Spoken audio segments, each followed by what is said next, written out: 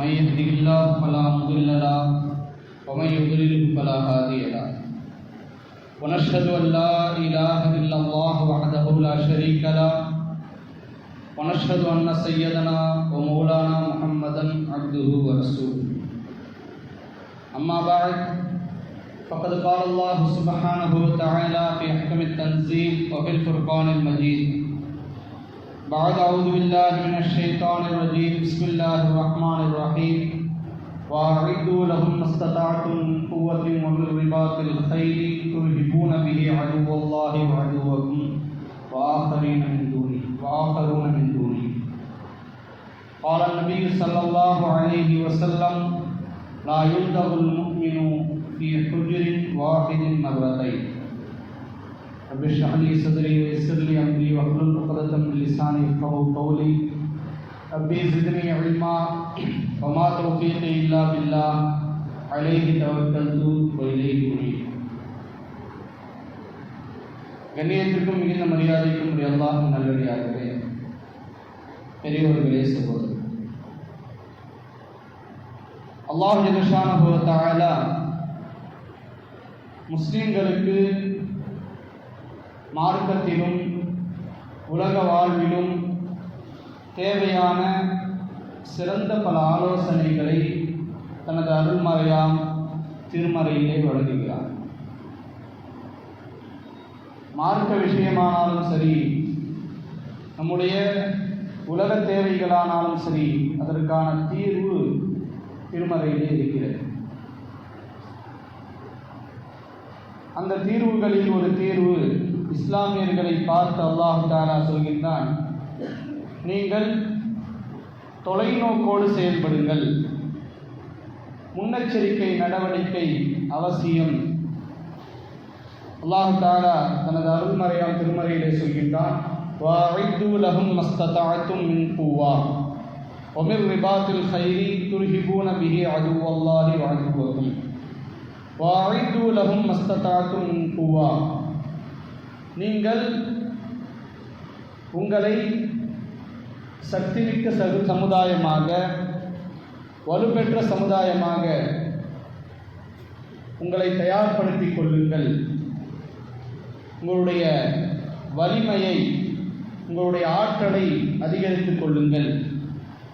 ஒமிர் ரிபாத்தில் high மின் பூவா, அது உங்களுடைய சக்தியை அதிகரிப்பதாக இருந்தாலும், ஒமிர் ரிபாத்தில் ஹை குதிரைப்படை, அந்த காலத்திலே இராணுவம் என்பது குதிரைப்படை, இது போன்ற குதிரைப்படைகளை நீங்கள் தயார் செய்வதாக இருந்தாலும் உங்களுடைய ஆற்றலை அதிகரித்துக் கொள்ளுங்கள். துர்ஹிபூன பிஹி அதுவல்லாஹி வஅதுவக்கும், அந்த ஆற்றல் உங்களுடைய முன்னெச்சரிக்கை நடவடிக்கைகள் உங்களுடைய விரோதிகளுக்கு, அல்லாஹ்வின் விரோதிகளுக்கும் பயத்தை ஏற்படுத்தும் என்பதாக அல்லாஹ் தஆலா குர்ஆனிலே சொல்கின்றான்.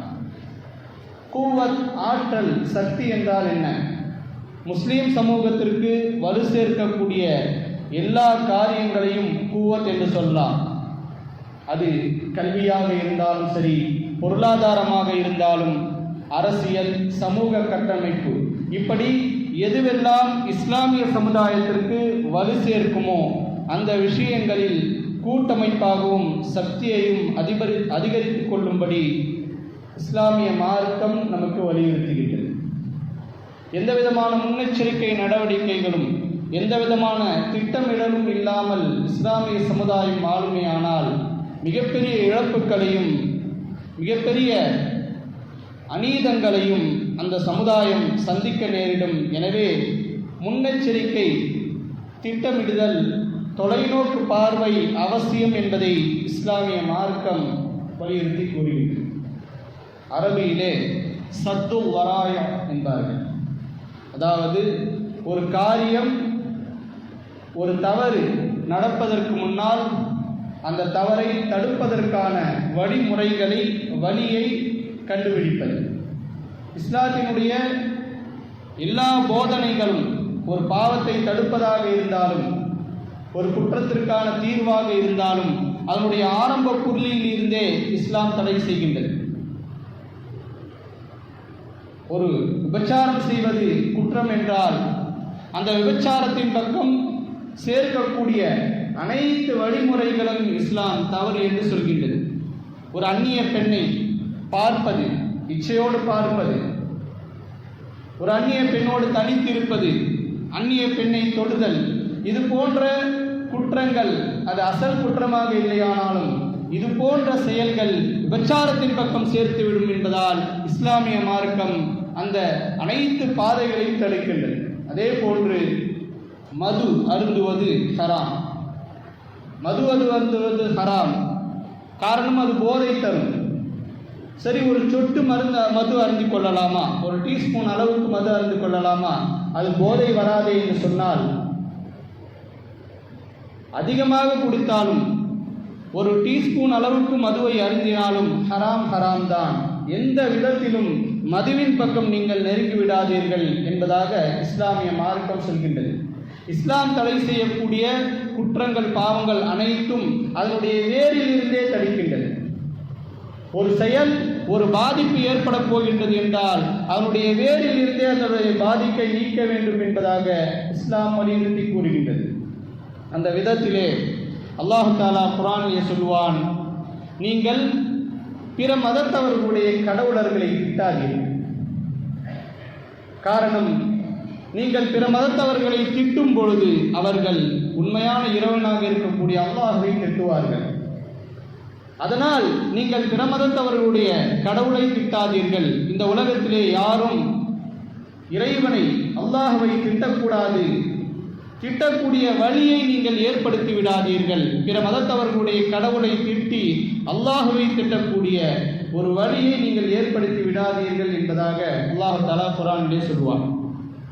எல்லா விதத்திலும் இஸ்லாமிய மார்க்கம் முன்னெச்சரிக்கையோடும் முன்னெடுப்போடும் தொலைநோக்கு பார்வையோடும் செயல்படும்படி நமக்கு வலியுறுத்துகின்றது.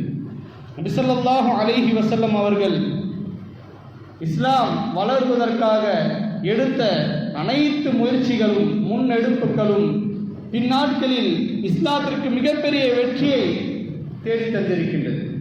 ஒரு ஆபத்தான சூழல் மக்காவிலே நிலவும் பொழுது அங்கு தொட முடியாது, அங்கு இருக்கக்கூடிய முஸ்லீம்கள் அல்லாஹ்வை துதிக்க முடியாது, வெளிப்படையாக தங்களை முஸ்லீம்கள் என்று காட்டிக்கொள்ள முடியாது, இஸ்லாமியர்களுக்கு உயிருக்கே அச்சுறுத்தல் என்ற ஒரு சூழ்நிலை நிலவிய போது நாயகம் ஸல்லல்லாஹு அலைஹி வஸல்லம் அவர்கள் இஸ்லாமியர்களை பாதுகாப்பதற்காக வேண்டி ஒரு 100 இஸ்லாமியர்களை அழைத்து, நீங்கள் அபிசீனியா நாட்டிற்கு செல்லுங்கள், ஃபஇன்ன பிஹா மலிகன் லா யுظلமு அஹத், அங்கு ஒரு சிறந்த ஆட்சியாளர் இருக்கிறார், அவர் எந்த ஒரு மனிதரையும் துன்புறுத்துவது கிடையாது, அங்கு இஸ்லாமியர்கள் நிம்மதியாக வாழலாம் என்று நபி ஸல்லல்லாஹு அலைஹி வஸல்லம் அவர்கள் முன்னெச்சரிக்கை நடவடிக்கையாக சில இஸ்லாமியர்களை முதலாக அபிசீனியாவிற்கு ஹிஜ்ரத் செய்ய வைத்தார்கள். இது நாயகம் ஸல்லல்லாஹு அலைஹி வஸல்லம் அவர்கள் மேற்கொண்ட முன்னெச்சரிக்கை நடவடிக்கைகள். நபி ஸல்லல்லாஹு அலைஹி வஸல்லம் அவர்கள் சிறந்த, தங்களுடைய வாழ்நாளில் சிறந்த முன்னெச்சரிக்கைகள் நடவடிக்கைகளில் ஈடுபட்டு இருக்கின்றார்கள். நபி ஸல்லல்லாஹு அலைஹி வஸல்லம் அவர்கள் தாயிஃப் நகரம் சென்றது கூட ஒரு முன்னெச்சரிக்கையாக, பின்னாட்களில் இஸ்லாம் வளர்வதற்கு, இஸ்லாம் ஒரு ஆட்சி அதிகாரத்தை அமைப்பதற்கு சிறந்த நகரமாக தாயிஃப் நகரம் இருக்கும் என்ற காரணத்தில் தான் நபி ஸல்லல்லாஹு அலைஹி வஸல்லம் அவர்கள் தாயிஃப் நகரத்திற்கு சென்றார்கள். ஆனால் அல்லாஹ் தஆலாவின் விருப்பம், அல்லாஹ் தஆலாவின் நாட்டம் வேறு மாதிரியாக இருந்தது.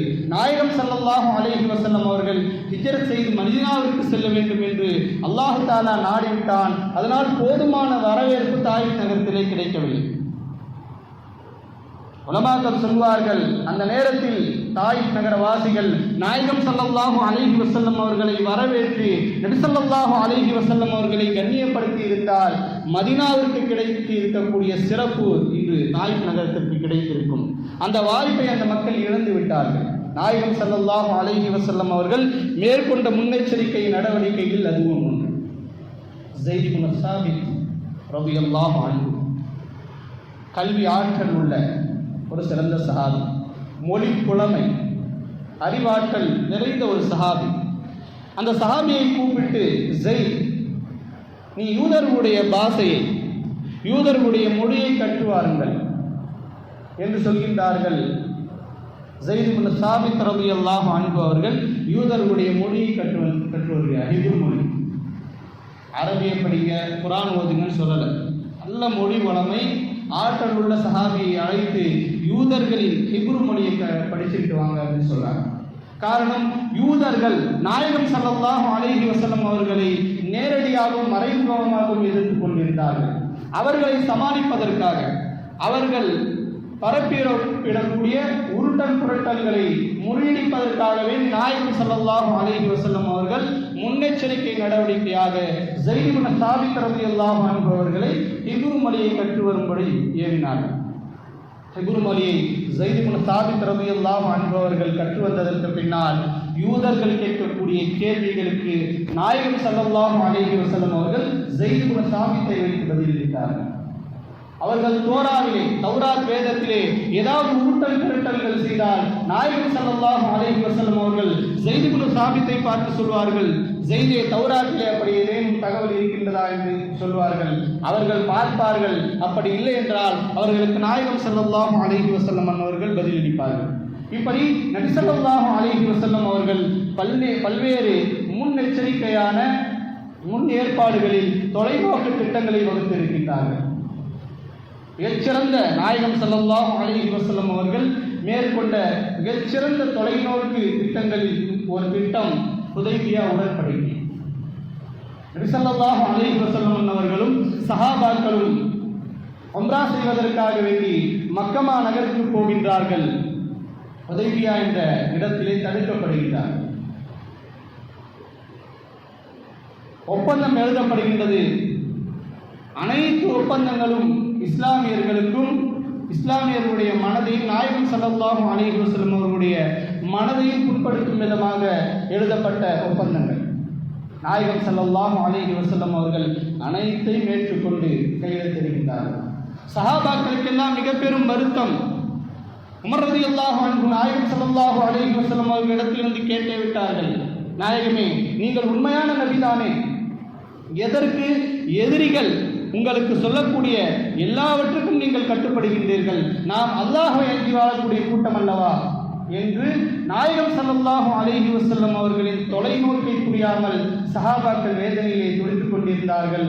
அல்லாஹ் தஆலா அப்பொழுது வசனத்தை இறக்குகின்றான், இன்னா ஃபதஹ்னா லக ஃபதஹன் முபீனா. தோல்வியில் தங்களுடைய தோல்வியை ஒத்துக்கொண்டு தங்களுடைய ஊருக்கு திரும்பி வரக்கூடிய சஹாபாக்களை பார்த்து நாயகம் ஸல்லல்லாஹு அலைஹி வஸல்லம் அவர்கள் இந்த வசனத்தை ஓதுகின்றார்கள், இன்னா ஃபதஹ்னா லக ஃபதஹன் முபீனா. தெளிவான வெற்றியை அல்லாஹ் தஆலா உங்களுக்கு தர இருக்கின்றான். ஒரு சில ஆண்டுகளில் மக்கமா நகர் நாயகம் ஸல்லல்லாஹு அலைஹி வஸல்லம் அவர்களுடைய ஆளுகை கீழே வருகிறது. இப்படி நாயகம் ஸல்லல்லாஹு அலைஹி வஸல்லம் அவர்கள் மேற்கொண்ட முன்னெச்சரிக்கை நடவடிக்கைகள் ஏராளம். முனாஃபிகீன்களின் தலைவர் மௌத்தாகிவிட்டார். நாயகம் ஸல்லல்லாஹு அலைஹி வஸல்லம் அவருக்கு ஜனாஸா தொழுக முன்னே செல்கின்றார்கள்.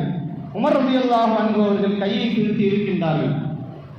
நாயகமே, ஹல் துஸல்லி அலா ரஈஸில் முனாஃபிகீன், முனாஃபிகீன்களின் தலைவராக இருக்கக்கூடிய இந்த மனிதனுடைய ஜனாஸாவிற்காக நீங்கள் தொழ வைக்கப் போகின்றீர்கள் என்று கையை பிடித்து இருக்கின்றார். நபி ஸல்லல்லாஹு அலைஹி வஸல்லம் அவர்கள் கையை உதறிவிட்டு சென்று அந்த நபருக்கு தொழ வைக்கின்றார்கள். அதனால் ஏற்பட்ட விளைவு என்ன தெரியுமா? 10,000 நபர்கள் முனாஃபிகீன்கள் மனம் திருந்தி நபி ஸல்லல்லாஹு அலைஹி வஸல்லம் அவர்களிடத்திலே கலிமாவை சொல்லி நேர்வழி பெறுகின்றார்கள். நாயகம் ஸல்லல்லாஹு அலைஹி வஸல்லம் அவர்கள் மேற்கொண்ட சில நடவடிக்கைகள் இப்படி பல சாதனைகள் நிகழ்த்தி ஹிஜ்ரி 8 மக்காவில் நபி ஸல்லல்லாஹு அலைஹி வஸல்லம் அவர்கள் வெற்றியோடு நுழைகின்றார்கள். மக்காவை வெற்றி கொண்டு நுழைகின்றார்கள். நாயகம் ஸல்லல்லாஹு அலைஹி வஸல்லம் அவர்கள் காபத்துல்லாஹுக்கு உள்ளே இருக்கக்கூடிய சிலைகளை அப்புறப்படுத்தி காபத்துல்லாஹுவை சுத்தப்படுத்த நினைக்கின்றார்கள்.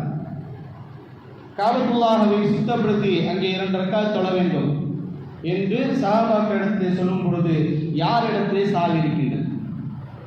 அந்த நேரத்திலே உஸ்மான் இப்னு தல்ஹா என்ற தோழர், அவர் அப்பொழுது வரை இஸ்லாத்தை ஏற்றுக்கொள்ளவில்லை. அவரிடத்திலே சாவி இருக்கின்றது. அவர் சாவியை என்னால் ஒப்படைக்க முடியாது என்று சஹாபாக்களுடன் சண்டையிடுகின்றார். சாவியை உங்களுக்கு கொடுக்க மாட்டேன், மக்கா காபத்துல்லாஹ் என்பது எங்களுடைய ப்ராப்பர்ட்டி, எங்களுடைய சொத்து, அதனுடைய சாவி பரம்பரையாக எங்களுடைய குடும்பத்தார்களிடத்தில் இருக்கு. இந்த சாவியை எந்த காரணத்தை கொண்டும் நான் அந்த இடத்தை ஒப்படைக்க மாட்டேன் என்று சொல்கின்றார். சையதுனா அலி ரலியல்லாஹு அன்ஹு அவர்கள் பாய்ந்து சென்று அவரிடத்திலே சாவியை பறித்து வந்து நபி ஸல்லல்லாஹு அலைஹி வஸல்லம் அவர்களிடத்திலே கொடுக்கின்றார். நாயகம் ஸல்லல்லாஹு அலைஹி வஸல்லம் அவர்கள் காபத்துல்லாஹ்வை திறக்கின்றார்கள். திறந்து அங்கு இருக்கக்கூடிய அசுத்தங்களை சுத்தம் செய்து சிலைகளை அப்புறப்படுத்தி 2 ரக்காத் தொழுததற்கு பின்னால் காபத்துல்லாஹ்வை பூட்டி சாவியை அலி ரலியல்லாஹு அன்ஹு அவர்களிடத்தை கொடுத்து யார்கிட்ட போய் பிடிக்கிட்டு வந்தீங்களோ அந்த உஸ்மான் இப்னு தல்ஹாவிடத்திலே சாவியை ஒப்படையுங்கள். நாயகமே அவர் எதிரி, ஒரு காஃபிர். மக்கா என்பது நமக்கு சொந்தமானது, அவரிடத்தில் எதற்கு சாவியை கொடுக்க வேண்டும்? நீங்கள் சாவியை கொடுத்து விட்டு வாருங்கள் என்று சொல்கின்றார். அலி ரலியல்லாஹு அன்ஹு அவமானத்தோடு வெட்கப்பட்டு கொண்டே உஸ்மான் இப்னு தல்ஹாவிடத்திலே சாவியை கொடுக்கின்றார். தல்ஹா கேட்கிறார், உஸ்மான் இப்னு தல்ஹா, வீர வேஷமா சாவியை பிடிக்கிட்டு போனேன், கடைசியில் என்கிட்ட தான் வந்துருச்சு அப்படின்னு சொல்லும் பொழுது, நான் கொடுக்கல உங்ககிட்ட சாவி, நான் ஒருபோதும் உன்னிடத்திலே சாவியை கொடுத்திருக்க மாட்டேன். எங்களுடைய கண்மணி நாயகம் ஸல்லல்லாஹு அலைஹி வஸல்லம் அவர்கள் உங்களிடத்துல சாவியை திரும்ப கொடுக்க சொல்லியிருக்காங்க. மேலும் நபி ஸல்லல்லாஹு அலைஹி வஸல்லம் அவர்கள் சொன்னார்கள், உஸ்மான் இப்னு தல்ஹா அவர்களிடமிருந்து சாவியை பறிப்பவன் அநியாயக்காரன் என்பதாக சொன்னார்கள். இன்னைக்கு வரைக்கும் அந்த குடும்பத்தவர்களிடத்துல தான் அந்த சாவி இருக்கு. நபி ஸல்லல்லாஹு அலைஹி வஸல்லம் அவங்க அன்னைக்கு சொன்னாங்க. விளைவு அன்னைக்கு மறுநாளே ஷைபா கோத்திரத்தவர்கள், உஸ்மான் இருக்கக்கூடிய அந்த கோத்திரத்தவர்களே இஸ்லாத்தை ஏற்றுக்கொண்டார்கள். நபி ஸல்லல்லாஹு அலைஹி வஸல்லம் அவர்கள் எடுத்த முன்னெச்சரிப்பு நடவடிக்கைகள் இப்படி பல்வேறு மாற்றங்களை ஏற்படுத்தியது. மஸ்ஜித் நபவியிலே ஒரு கிராமவாசி சிறுநீர் கழித்து விடுகின்றார். தோழர்கள் எல்லாம் பாய்ந்து செல்கின்றார்கள் அந்த நபரை அடிப்பதற்காக. நாயகம் ஸல்லல்லாஹு அலைஹி வஸல்லம் அவர்கள் எல்லோரையும் தடுத்து ஆசுவாசப்படுத்துகின்றார்கள். அவர் முழுமையாக சிறுநீர் கழிக்கட்டும் என்று சொல்கின்றார். அவர் முழுமையாக சிறுநீர் கழித்ததும் பக்கத்தில் அழைக்கின்றார். ஒரு தந்தை ஒரு மகனுக்கு சொல்வதைப் போல, ஒரு ஆசிரியர் மாணவனை சீர்திருத்தம் செய்வதைப் போல நாயகம் ஸல்லல்லாஹு அலைஹி வஸல்லம் அவர்கள் அந்த கிராமவாசியின் தோளில் கையை போட்டு, தோழரே, எங்களுடைய பள்ளிவாசல், இந்த பள்ளிவாசல் மிக பரிசுத்தமான இடம், இந்த இடத்தை அசுத்தம் செய்வது கூடாது என்று கிளிப்பிள்ளைக்கு சொல்வதை போல அந்த நபருக்கு சொல்கின்றார்கள். மறுநாள் என்ன நடந்தது தெரியுமா? 3000 நபர்கள், அந்த கிராமத்திலிருந்து 3000 நபர்களை கூப்பிட்டு வந்தார் அந்த கிராமவாசி. நாயகமே, இவர்கள் அனைவரும் உங்களுடைய பண்பை பார்த்து இஸ்லாத்தை ஏற்பதற்கு தயாராக இருக்கின்றார்கள். இப்படி நாயகம் ஸல்லல்லாஹு அலைஹி வஸல்லம் அவர்கள் மேற்கொண்ட முன்னெச்சரிக்கை நடவடிக்கைகள், நபி ஸல்லல்லாஹு அலைஹி வஸல்லம் அவர்கள் மேற்கொண்ட பாதுகாப்பு நடவடிக்கைகள் மிக பெரும் வெற்றியை இஸ்லாமியர்களுக்கு தேடித்தது. அது போன்ற விதத்திலே இஸ்லாமியர்களாக இந்தியாவிலே வாழக்கூடிய, குறிப்பாக நாம் பல விதத்திலே நாம் நம்மை முன்னேற்றப்படுத்திக் கொள்ளக்கூடிய ஒரு இக்கட்டான காலகட்டத்திலே வாழ்ந்து கொண்டிருக்கின்றோம். கல்வியிலும் பொருளாதாரத்திலும் அரசியலும் அதிகார பதவியிலும் நம்முடைய இஸ்லாமியர்கள் முன்னேறி செல்லக்கூடிய மிக மிக முக்கியமான எச்சரிக்கையான காலகட்டத்திலே வாழ்ந்து கொண்டிருக்கின்றோம். சுதந்திர காலத்தில் இருந்து கல்வியிலும் சரி, பொருளாதாரத்திலும் சரி, பொருளாதாரத்தில் ஓரளவுக்கு இருந்தாலும் இப்பொழுது இஸ்லாமியர்கள் எல்லா நிலையிலும் பின்தங்கி இருக்கின்றார்கள். அதனால் இஸ்லாமியர்கள் எதிர்கொள்ளக்கூடிய மிகப்பெரிய அவல நிலையை நாம் கண்முன்னே காண்கின்றோம். குடியுரிமை திருத்த சட்டம் என்று ஒன்று கொண்டு வந்தார்கள், முத்தலாக் தடை சட்டம். இப்படி இஸ்லாமியர்களுடைய ஷரியத்தில் கை வைக்கக்கூடிய வேலையை செய்து கொண்டிருக்கிறார்கள். இப்பொழுது பலரும் எடுத்து வைத்திருக்கக்கூடிய மிகப்பெரிய ஒரு மோசடி, இந்திய தேர்தல் வரலாற்றிலேயே மிக பயங்கரமான மோசடி, தேர்தல் ஆணையம் செய்திருக்கக்கூடிய மோசடி.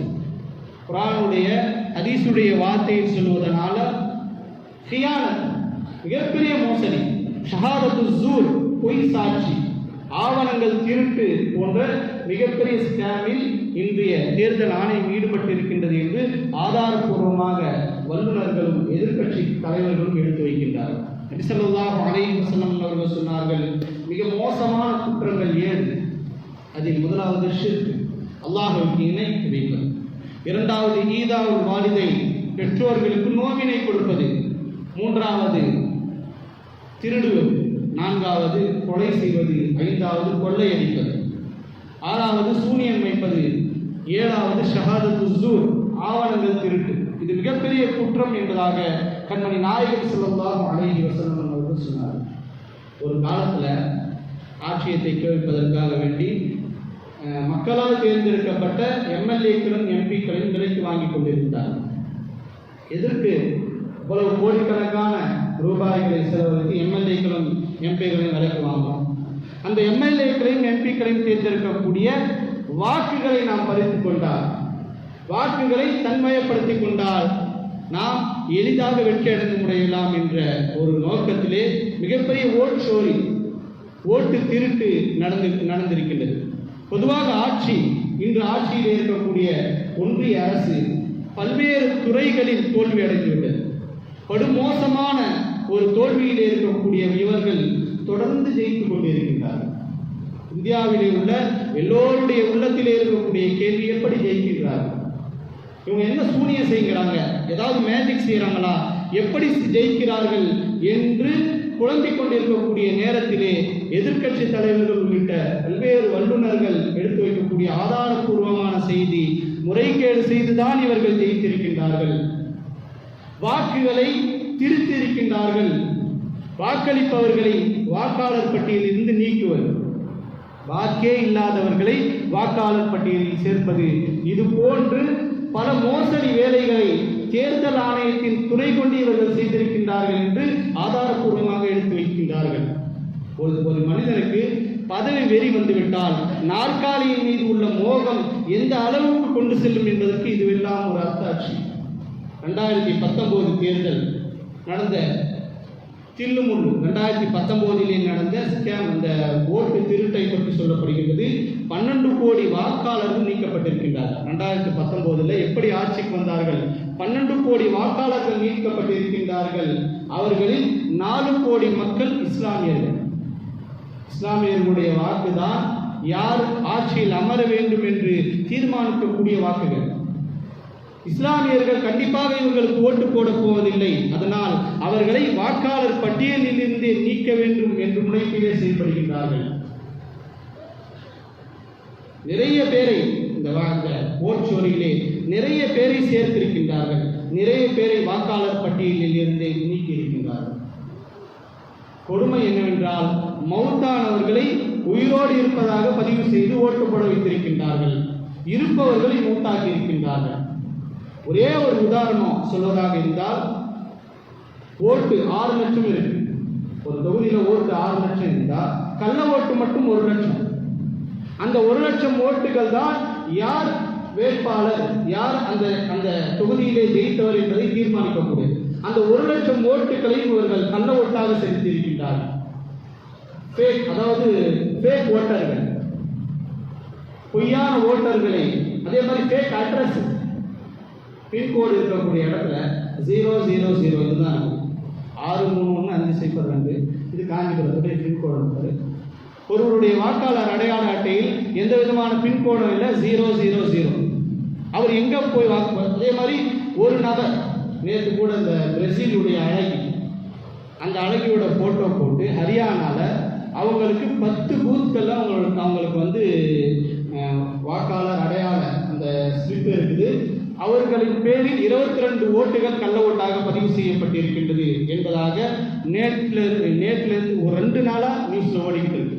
இப்படி பல்வேறு குளறுபடிகளை, பல்வேறு ஸ்கேம்களை இந்த தேர்தல் ஆணையத்தின் துணை கொண்டு இவர்கள் செய்திருக்கின்றார்கள் என்பதாக ஆதாரபூர்வமாக எடுத்து வைக்கின்றார்கள். முதல் தலைமுறை வாக்காளர்கள், அதாவது 18 வயசு பூர்த்தியானவங்க தான் முதல் தலைமுறை வாக்காளர்கள். அந்த முதல் தலைமுறை வாக்காளர்களில் உள்ள ஒருவருடைய பேர் ஒருவருடைய வயசு என்னன்னு பார்த்தா 70. முதல் தலைமுறை வாக்காளர்களுடைய லிஸ்ட்ல இருக்கக்கூடிய பெண்மணியின் பேர் ஒரு பெண்மணி, ஒரு பொம்பளை பேர் இருக்குது, அவங்களுக்கு 70 வயசு என்று போட்டுருது. இப்படி பொய்யான வாக்காளர்களை இவர்கள் சேர்த்திருக்கின்றார்கள்.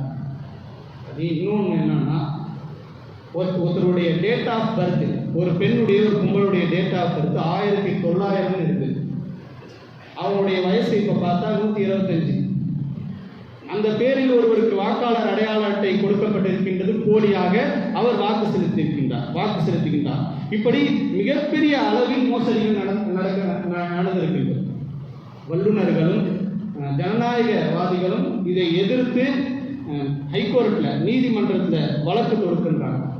வழக்கு தொடுத்துட்டு 7 பேர் உயிரோடு இருப்பவர்களை, 7 நபர்களை மௌத்தானவர்கள் என்று தேர்தல் ஆணையம் முடிவு செய்திருக்கின்றது என்று சொல்லும்போது மட்டும் இல்லாமல் அந்த 7 நபர்களையும் ஹைகோர்ட்டுக்கே கூட்டு வந்து நிப்பாட்டுறாங்க. இவங்கெல்லாம் மௌத்தாயிட்டாங்கன்னு வாக்காளர் பட்டியலிருந்து நீக்கிட்டாங்க, இவங்கெல்லாம் உயிரோடு இருக்கிறாங்க. ஜனநாயகம் வெட்கி தலை குடிக்கக்கூடிய ஒரு தருணம் இது. தேர்தல் ஆணையத்தின் துணை கொண்டு இவர்கள் இப்படிப்பட்ட மிகப்பெரிய மோசடியில் ஈடுபட்டிருக்கின்றார்கள்.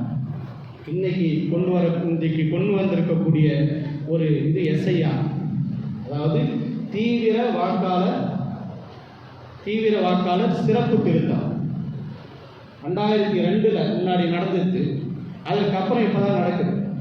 அந்த நேரத்தில் நடக்கும்போது இந்த தீவிர வாக்காளர் சிறப்பு திருத்தம் என்பது 2 வருடங்கள் நடந்ததாக சொல்றாங்க. ஆனால் இப்போ எப்படி தெரியுமா, 2 மாதம் தான். இந்த தீவிர வாக்காளர் சிறப்பு திருத்தம் இவர்கள் கொடுத்திருக்கக்கூடிய நேரம் 2 மாதம். நவம்பர் 4 இப்போ தொடங்கிடுச்சு. நிறைய இடத்துல ஃபார்ம்கள் கொடுக்கப்பட்டிருக்கின்றது. நவம்பர் 4 இருந்து டிசம்பர் 4 வரைக்கும் இந்த திருத்தம் நடைபெறும். அந்த ஃபார்மில் நாம் சரியான முறையில் நம்முடைய பெயர்களை பதிவு செய்ய வேண்டும். அவங்க என்ன செய்கிறாங்களோ ஏது செய்கிறாங்களோ, ஆனால் நம்முடைய கடமையை நாம் சரிவர செய்ய வேண்டும். ஒரு ஸ்பெல்லிங் மிஸ்டேக் கூட இல்லாமல், எழுத்து பிழை கூட இல்லாமல் அந்த ஃபார்மில் நம்முடைய பெயர்கள், நம்முடைய தந்தையின் பேர், நம்முடைய தாயாரின் பேர், அவர்களுடைய ஓட்டர் ஐடியினுடைய அந்த நம்பர் எல்லாத்தையும் பூர்த்தி செய்யணும். நம்முடைய துணைவியர், நம்முடைய மனைவியின் பேர் எல்லாத்தையும் நம்ம வந்து பூர்த்தி செய்யணும். பூர்த்தி செய்ததற்கு பின்னால் இன்னொரு ஃபார்ம் இருக்கும். அதில் அதாவது 2002 உங்களுக்கு வாக்காளர் நீங்கள் வாக்கு செலுத்தி இருந்தால் அந்த ஃபார்மை பூர்த்தி செய்யணும். 2002 நீங்கள் வாக்காளர் அடையாள அட்டை உங்களுக்கு இருந்தால் அந்த ஃபார்மை பூர்த்தி செய்யணும். அப்படி இல்லைன்னா இல்லைன்னு போட்டணும். 2002 உங்களுடைய பெற்றோர்கள் வாக்கு செலுத்தியிருந்தால் அவங்களுக்கு வாக்காளர் அடையாள அட்டை இருந்தால் அவங்களுடைய ஃபார்மை பூர்த்தி செய்யணும். இந்த நபர்களுக்கு எந்த பிரச்சனையும் இல்லை. 2002 உங்களுக்கும் வாக்குரிமை இல்லை, உங்களுடைய பெற்றோர்கள் வாக்கு செலுத்தவில்லை, ஆனால் இவர்களுக்கு தான் ஆவணம் கேட்கப்படுவதாக சொல்லப்படுகிறது. இப்போ வந்து இந்த நவம்பர் 4 டிசம்பர் 4 வரைக்கும் பூத் லெவல் ஆஃபீஸர் BLO அப்படின்ற ஒரு ஆஃபீஸர் வருவாங்க. வந்து உங்களுக்கு ஒரு அந்த ஸ்லிப்பை கொடுப்பாங்க. கொடுக்கும்போது இந்த விவரங்களை எல்லாம் பூர்த்தி செய்ய வேண்டும். இந்த விவரங்களை எல்லாம் பூர்த்தி செய்ததற்கு பின்னாடி இந்த தகவல் வந்து டிசம்பர் 9 வெளியிடப்படும். டிசம்பர் 9 வெளியிடப்படக்கூடிய அந்த வாக்காளர் லிஸ்ட்டில் நம்ம பேர் இருக்குதா அப்படின்ட்டு நம்ம கண்ணு கருத்தமாக பார்க்கணும். நம்ம பேர் மட்டும் இல்லை, நம்ம தெருவில் எல்லா இஸ்லாமியர்களுடைய பேர், எல்லா சகோதர நண்பர்களுடைய பேரும் இருக்குதா, இல்லை புது வாக்காளர்கள் இல்லாத ஃபேக்கான வாக்காளர்கள் யாரும் இருக்கிறாங்களா அப்படின்ற பார்க்கக்கூடிய கடமை நம்ம ஒவ்வொருவருக்கும் இருக்குது. என் பேர் இருக்குது, இது போதும், பக்கத்தில் யார் பேர் இருந்தா இல்லைனா என்ன என்று இருக்காமல் நாம் ஒரு அக்கறையோடு செயல்பட்டு நம்முடைய தெருவில் உள்ள நம்ம குறைஞ்சபட்சம் நம்ம வீட்டை சுற்றி இருக்கக்கூடிய 5 வீடுகள், ஒருத்தர் வாடகைக்கு இருந்திருக்கலாம், அவங்க இப்போ வேற இடத்த வாடகைக்கு இருக்கலாம், இவர்களுக்கு சில சிக்கல்கள் வர வாய்ப்பு இருக்கின்றது. எனவே அந்த அதிகாரிகள் வரக்கூடிய நேரத்தில் நாம் நம்முடைய வீட்டிலே இருப்பதற்கு முயற்சி செய்ய வேண்டும். எந்த நாளில் அதிகாரிகள் வராங்க அப்படின்றதை தெரிந்து கொண்டு அந்த நேரத்தில் நாம் எல்லோரும் வீட்டிலே இருப்பதற்கு முயற்சி செய்ய வேண்டும். ஒருத்தர் வீட்டில் இருக்கிறாங்க, அவங்க கணவர் வந்து வெளியூரில் போய் வேலை செய்கிறார் அப்படின்னா அவங்க சார்பாக வேற யாராவது அந்த ஃபார்மை பூர்த்தி செய்யலாம். இருந்தாலும் எந்த நேரத்தில் வராங்களோ அந்த நேரத்தில் அந்த வாக்காளர் வீட்டில் இருப்பது அவசியம் என்று சொல்லப்படுகிறது. அவங்க அந்த ஃபார்மை பூர்த்தி செய்ததற்கு பின்னாடி ஒரு சிட்டிகை, ஒரு சீட்டை தருவாங்க. அந்த சீட்டை பத்திரமா வச்சுக்கணும். இந்த வாக்காளர் பட்டியலில் நாம் நம்முடைய பேர் வந்துவிட்டால், இந்த 9 டிசம்பர் 9 நம்முடைய பேர் வந்துவிட்டால் எந்த பிரச்சனையும் இல்லை. அந்த பேர் இல்லை அப்படின்னா சிக்கல்.